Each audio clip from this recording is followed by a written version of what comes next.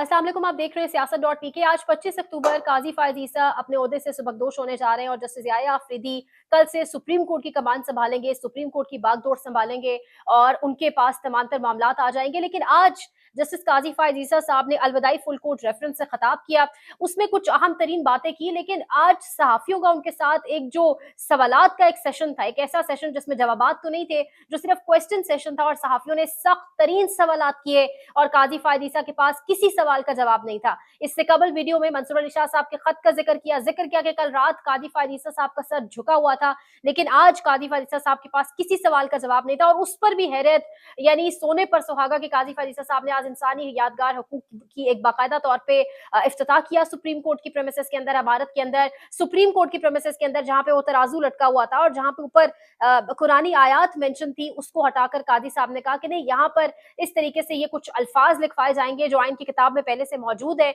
यानी काजी फायद ईसा साहब का ये जो इंसानी हकूक यादगार का एक इफ्तिताह है, इसको तशबीह दी जा रही है इस वक्त के इंसानी हकूक जो है उनका बेसिकली मकबरा है, ये आइन का मकबरा है। ये तमाम तर चीजों से आपको आगाह करेंगे, किस किस्म के सवालात किए गए, बैरूनी मुदाखलत अदालतों में उस हवाले से सवालात हुए, काजी साहब किस तरीके से टाल मटोल करते रहे, रंग नीला पीला पड़ गया उनका, तमाम तर चीजें आपके सामने रखेंगे। लेकिन सबसे पहले जनाब चीफ जस्टिस काजी फायज ईसा, जो आज रात 12 बजे के बाद चीफ जस्टिस नहीं बल्कि सिर्फ फायज ईसा या काजी फायज ईसा रह जाएंगे, उन्होंने अलविदाई फुल कोर्ट रेफरेंस से खिताब किया और उन्होंने कहा कि मैं अपनी तकरीर उर्दू में करना चाहूंगा।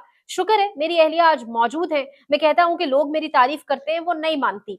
इसके साथ साथ उन्होंने कहा कि जो लोग नहीं आए इनका भी शुक्रिया अदा करता हूं, मुझे किसी से सीखने को नहीं मिला, वकीलों ने मुझे बहुत सिखाया। एक गैर फाल अदालत आलिया का काम शुरू हुआ, बलूचिस्तान में बहुत सारी चीजें की, अपनी फैमिली की खवातीन का जिक्र करूंगा। काजी फायज ईसा, सबसे पहले शुक्रिया अल्लाह ताला का जिसने मुझे मनसब अता किया। शुक्रिया चौधरी जस्टिस इफ्तिखार चौधरी का जिक्र किया उन्होंने, जिन्होंने मुझे बलूचिस्तान हाई कोर्ट के लिए चुना। 16 साल की उम्र में था जब मेरे वालिद का इंतकाल हुआ। मेरी दादी पढ़ी लिखी नहीं थी लेकिन अपने बच्चों को बेहतरीन तालीम दी। मतियुल्लाह जान साहब लिखते हैं कि काजी फायज ईसा साहब की पूरी तकरीर, मैं, मेरा बाप, मेरी माँ, मेरी दादी, दादा, चाचा, मामा, ताया, बेसिकली सबके अराउंड रिवॉल्व करती रही। और काजी फायज ईसा की तकरीर में कहीं पर भी नदामत दूर की बात है, यानी इतनी सी भी, छोटी सी भी, थोड़ी सी भी एम्बैरेसमेंट उनकी बॉडी लैंग्वेज के अंदर, कल रात सर झुकाया हुआ था लेकिन आज जिस तरीके से वो तकरीर करते रहे, उन्हें किसी चीज पर नदामत नहीं हुई। एक यादगार का उन्होंने इफ्तिताह कर दिया जिसको बाकायदा तौर पर इस वक्त लोग तशबीह दे रहे हैं मुख्तलिफ और चीजों से। काजी फायज ईसा साहब से आज सवाल किए गए, ये वीडियो साथ साथ चलेंगी स्क्रीन के ऊपर, आपको सुनवाएंगे। सहाफी असद अली तूर साहब, मतियुल्लाह जान साहब, मुख्तलिफ कोर्ट रिपोर्टर्स जो इस वक्त सुप्रीम कोर्ट के प्रेमिसेस के अंदर मौजूद थे, मीडिया, जो डिजिटल मीडिया है उसने एक बड़ा किरदार अदा किया। काजी फायज ईसा साहब जिस तरीके से अदालती मामलात को लेकर चलते रहे उस पर, लेकिन आज जो सख्त तरीन सवालात किए गए वो अगर एक एक करके आपके सामने रखें तो सबसे पहले तो ये बात करेंगे कि जब काजी फायज ईसा साहब उस यादगार का इफ्तिताह कर रहे थे तो उस यादगार के इफ्तिताह की जगह पर जो लफ्ज या जो लाइंस लिखी हुई थी, जो अल्फाज तहरीर थे, आप अंदाजा लगाएं, इज्तिमा का हक, मलकियत का हक, अंजुमन साजी का हक, यानी अंजुमन साजी के हक की जगह का इफ्तिताह काजी फायज ईसा साहब कर रहे हैं। काजी फायज ईसा जिसकी मौजूदगी के अंदर मुल्क की सबसे बड़ी सियासी जमात के लोगों से जबरदस्ती प्रेस कॉन्फ्रेंसेस करवाई गई, मुल्क की सबसे बड़ी सियासी जमात के लोगों के घरों में घुसकर चार दीवारी का तकद्दुस जिस तरह पामाल किया गया, जिस तरह से जल्द से जुलूस नहीं करने दिए गए, जिस तरह से किसी किस्म का कोई एहतजाज नहीं करने दिया गया, अगर करने की कोशिश की गई तो जिस तरीके से लोगों को 3MPO के तहत गिरफ्तार किया गया, वो काजी फायज ईसा साहब जो मुल्क की सबसे बड़ी सियासी जमात से निशान लेकर उनको छोटे छोटे टुकड़ों में बटे निशान, पता नहीं ढेरों सैकड़ों के हिसाब निशानात के ऊपर उस सियासी जमात ने इलेक्शन लड़ा, अवाम ने फिर भी इलेक्ट किया, वो काजी फायज ईसा साहब आज इफ्तिताह कर रहे हैं, जहां पर अल्फाज तहरीरें, इज्तिमा का हक, मलकियत का हक, अंजुमन साजी का हक, ये एक एक वीडियो प्ले होगी। यहाँ पर काजी फायज ईसा साहब को कह रही मतियुल्लाह जान साहब के 12 करोड़ रुपए खर्च करके क्या जरूरत थी सर आपको ये करवाने की, किताब में ये सब कुछ तहरीर ही तो है, किताब में ये सारे लिखे हुए थे तो दीवारों में चुनवाने की क्या जरूरत थी। किताब में सारे लिखे तो दीवारों में चुनवाने की क्या जरूरत थी। क्या काजी साहब, क्या 6 जजेस का लेटर भी यहाँ पर मौजूद है, ये भी अंजुमन साजी है, ये भी आपकी आजादी इजहार राय। काजी साहब के साथ ये एक वीडियो देखिएगा, काजी साहब के दाएं जानिब एक प्रोफेसर साहब खड़े हैं और प्रोफेसर साहब से बाकायदा तौर पे मीडिया सवाल कर रहा है, मीडिया पूछ रहा है कि प्रोफेसर साहब मतलब बताएं कि इन तमाम तहरीरों की क्या जरूरत थी यहाँ पर, और क्या 6 जजेस का लेटर भी यहाँ पर मौजूद है। काजी साहब का रंग नीला पीला पड़ जाता है, काजी साहब प्रोफेसर साहब को बाजू से खींचते हुए साइड पर ले जाते हैं और बाकायदा तौर पर उन्हें कह रहे हैं कि जवाब नहीं देना। या आप खुद भी सुने कि काजी साहब यहाँ पर किस तरीके से उनको साइड पर ले गए। सर प्रोफेसर साहब, ये इज़हार राय की जो आज़ादी है इसमें वोट का हक भी शामिल है। सर काजी साहब 6 जजेस का लेटर भी यहाँ पर पड़ा होगा, जवाब ना दें। इस्लामाबाद हाई कोर्ट के 6 जजेस का लेटर भी यहाँ पर पड़ा होगा क्या सर? जरा जगह दे दें, आप हर चीज़ खराब ना करें। मतलब हम जरा मुआसिस मुआशरा है ना, जरा आप जगह देंगे किसी को या नहीं? यहाँ पर बहुत मजीद सवालात भी किए गए सहाफियों की जानिब से। सहाफियों ने पूछा कि अच्छा, जब काजी फायद ईसा साहब से सवाल कर रहे थे सहाफी, तो काजी फायद ईसा साहब एज ऑलवेज मामूल के मुताबिक हस्बे मामूल बड़ा इरिटेट हो रहे थे, बड़ा एनॉय हो रहे थे, और उन्होंने फिर कहा कि जरा जगह तो दें, यहाँ पर जगह क्यों नहीं दे रहे, जगह दें, आप क्या तहजीब वाले मास्टर से आपका ताल्लुक नहीं है। और काजी फायद ईसा साहब उन प्रोफेसर साहब का जब हाथ पकड़ के साइड पर ले गए, तो उस टाइम बड़ा मुज़िका खेज मोमेंट इस वजह से था क्योंकि जिस अंजुमन साजी का, जिस आजादी इज़हार राय की हक की बात कर रहे हैं, काजी साहब ने प्रोफेसर साहब को भी नहीं बोलने दिया और बाजू पकड़कर साइड पर ले गए। काजी साहब ने इसके साथ साथ ये भी कहा, काजी साहब से सवाल ये भी किया गया कि यादगार का मशवरा, या काजी साहब से सवाल किया गया कि नए आने वाले चीफ जस्टिस को भी यादगार का मशवरा देंगे या कानून की हुक्मरानी का। सर, आप मुतमईन हैं अपने पेशे से, अपनी तमाम तर जो आपका ड्यूटी का टेन्योर था, क्या आप इससे मुतमईन हैं? दोबारा वकालत शुरू करेंगे? ये सबसे मुझे का खेज सवाल था कि काजी साहब, क्या आप दोबारा वकालत शुरू करने जा रहे हैं? सर, नए चीफ जस्टिस को यादगार का मशवरा देंगे या फिर कानून की हुक्मरानी का? काजी फायद साहब मुतमईन है सर मुतमईन है। आज आपकी रिटायरमेंट कर दे रहे हैं कुछ। आप आई नहीं देखें? अच्छा अच्छा, ओके ओके। दोबारा सर वकालत शुरू करेंगे? आप ये जगह दें। अदलिया में बैरूनी मुदाखलत के दरवाजे खोले, इस पर आप क्या कहेंगे? कादी साहब बिल्कुल खामोश आगे चलते दिखाई दिए। कादी साहब से ये भी पूछा गया कि जाती ठेकेदार से यादगार क्यों बनवाई, मुल्क की सबसे बड़ी सियासी जमात से बल्ला क्यों छीना, इस किस्म के सवालात किए गए। और इसके साथ साथ कुछ सहाफियों का जो रद्द-ए-अमल ट्विटर के ऊपर आ रहा है वो तो मैं आपके साथ शेयर करूंगी, लेकिन एक सहाफी जो वहां से गुजरते हुए जा रहे थे और गलती से शायद यादगार वाली साइड से वो चले गए, काजी साहब उनको फौरन टोक के कह रहे हैं, ये वीडियो भी यहाँ पर प्ले होगी, आप देखिएगा। काजी साहब उनको टोक कर कह रहे हैं कि ये आप क्या कर रहे हैं, ये आप इसको खराब कर रहे हैं, ये अवाम की अमानत है। जिसके ऊपर सहाफियों ने पीछे से कहा, जिसमें मतीउल्लाह जान साहब ने भी कहा कि 12 करोड़ रुपए इस पर खर्च करने की जरूरत क्या थी, जब ये तमाम तर चीजें आपकी आइन की किताब में मेंशन थी। और सहाफियों ने पीछे से आवाजें कसी कि हम भी उसी अवाम में हैं और हमारा हिस्सा भी, मतलब यानी हम भी उसी अवाम में कंसिडर होते हैं। आपको इधर से ना चले, आप क्यों खराब कर रहे हैं? ये कौम की अमानत है। 12 करोड़ भाई आपकी आप हटिए इधर से हो जा। अच्छा, कौम की अमानत है सर, ये 12 करोड़ सर, हम भी कौम में से ही हैं। आप इस पे लगा दिए दीवारों में। जिस शख्स की बातों पर उसकी शरीके हयात एतबार नहीं करती, इस शख्स पर एतबार करके एक साहब ने चौथी शेरवानी सिलवाई और एक सरकारी नौकर ने पूरा निजाम मुमलिकत दाव पर लगा दिया। अब दोनों सर पकड़ कर बैठे हैं। बकौल रिंद लखनवी, आन दलीब मिलकर करें आहुजारियां, तू हाय गुल पुकार मैं चलाऊं हाय दिल।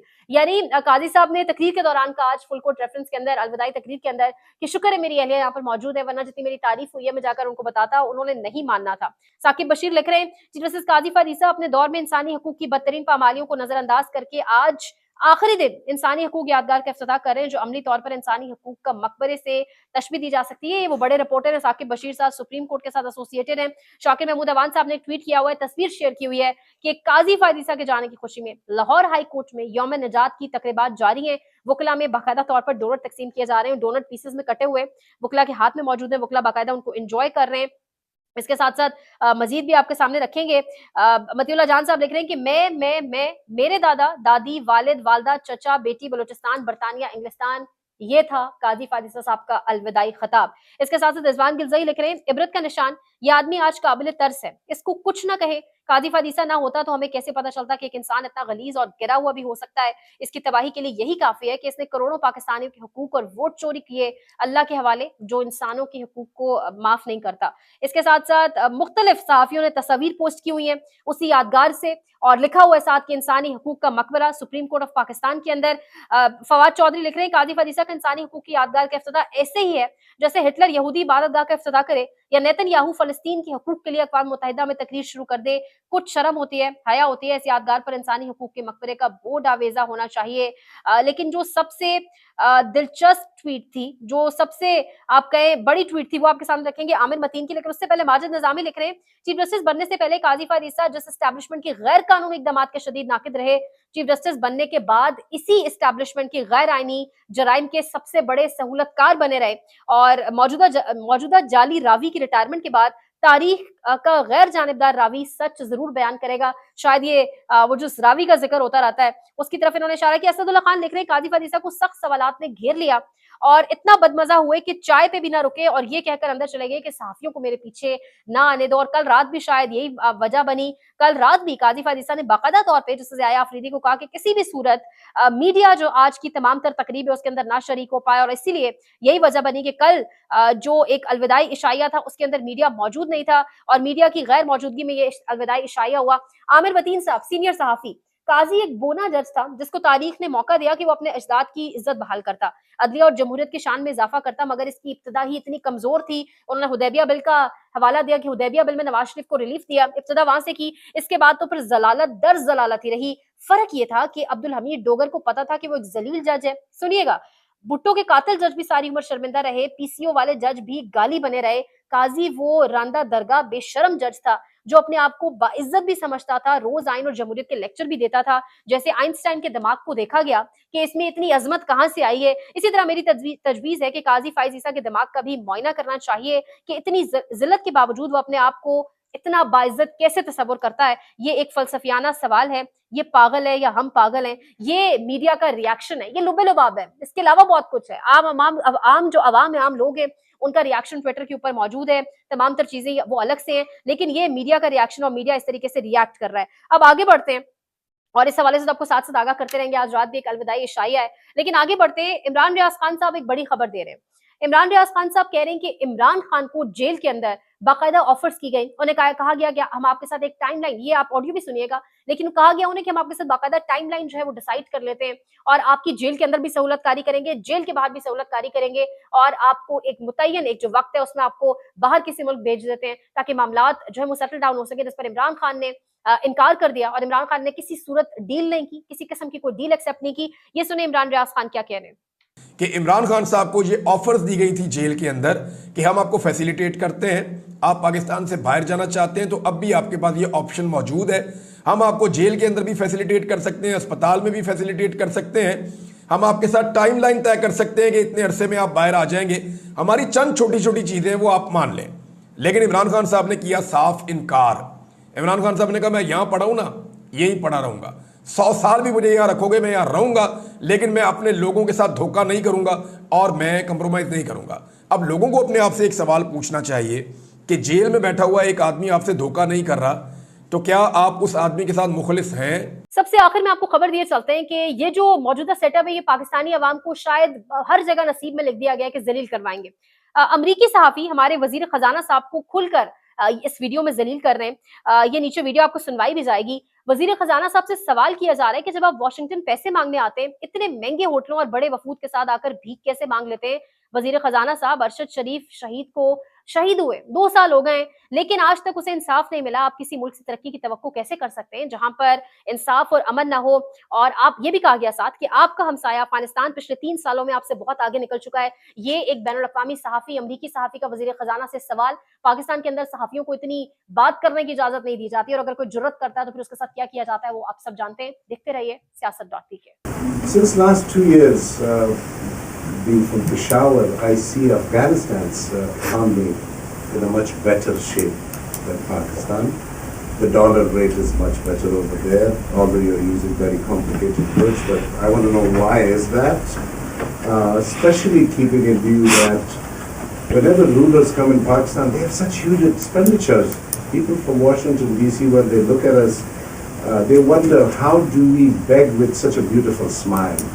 पाकिस्तान में इस वक्त सबसे बड़ा मसला बोलने का है। पाकिस्तान में बोलने नहीं दिया जाता, जुबानें खींच ली जाती हैं, डर है, खौफ है, टेरर है। पाकिस्तान का मीडिया मुकम्मल तौर पर कंट्रोल्ड है, वेल मैनेज्ड है, एक मैसिव सेंसरशिप है। इसी तरह का दबाव पाकिस्तान में सियासत.pk भी फेस कर रहा है, जिसे पाकिस्तान भर में गुज़श्ता कई महीनों से मावरा आइन, मावरा कवानीन मुकम्मल तौर पर बंद कर दिया गया है, मुकम्मल तौर पर बैन कर दिया गया है। सियासत.pk की नशरियात को लिमिटेड करके पाकिस्तान में छोड़ दिया गया है। तमाम तर कानूनी मुआवजे के ऊपर आवाज उठाई गई, दस्तक दी गई, लेकिन हर तरफ से खामोशी है, सन्नाटा है, कहीं पर कोई सुनवाई नहीं है, कोई सुनने को तैयार नहीं है। लेकिन इसका हल क्या है? क्या खामोश हो जाएं? क्या सवाल ना करें? क्या मालूमात आप तक ना पहुंचाएं? क्या इंफॉर्मेशन आप तक ना पहुंचाएं? मालूमात भी पहुंचेगी, इंफॉर्मेशन भी पहुंचेगी, सवालात भी उठेंगे, लेकिन अब आपने रोल प्ले करना है। आपने अपना किरदार अदा करना है और छोटा सा एक प्रोसीजर है, प्रोसेस है, उसके बाद आप अपना किरदार अदा करें और हमारी मदद करें। पहले आपने यह करना है कि हमारे YouTube चैनल को सब्सक्राइब करना है, उसके बाद ज्वाइन के बटन के ऊपर जाना है, क्लिक करके हमारा मेंबर बनना है। या फिर दूसरा ऑप्शन यह है कि आपने वीडियो की डिस्क्रिप्शन में जाना है, वहां पर पैट्रियन का लिंक मौजूद होगा, उस लिंक के ऊपर क्लिक करें और हमें सपोर्ट करें, हमारा हिस्सा बने, हमारी ताकत बने। ख्याल रखिएगा। अल्लाह हाफिज।